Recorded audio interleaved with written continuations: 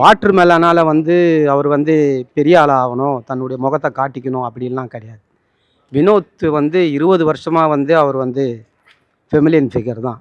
Water melon வந்து இப்போ இந்த சீசன் 9வது சீசனு தான் வாட்டர் மெலான் அப்படின்னா யாருன்னு தெரியும். ஆனால் வினோத் வந்து இன்றைக்கி வந்து பெரும்பாலான ரசிகர் ஒரு காலத்தில் வந்து அவருக்கு வந்து ரசிகர் மன்றமே வந்து வைக்கக்கூடிய சூழ்நிலை இருந்தது. ரசிகர்லாம் வந்து கேட்கும்போது எனக்கு ரசிகர் மன்றம் வானான்னு சொன்னவர் தான் வினோத். அப்படியாப்பட்ட ஒரு மனிதனை வந்து அவங்க வந்து என்னால் தான் அவர் வந்து ரொம்ப ஃபெமிலியனாக ஆகிறாரு அப்படின்லாம் சொல்கிறாரு. அதே நேரத்தில் வந்து வினோத்துக்கு வந்து நல்ல குணம் இருக்குது. ஒரு நிகழ்ச்சிக்கு போகிறான்னு சொல்லப்போனால் நைட்டு வந்து ஒரு 2 மணி ஆகும்.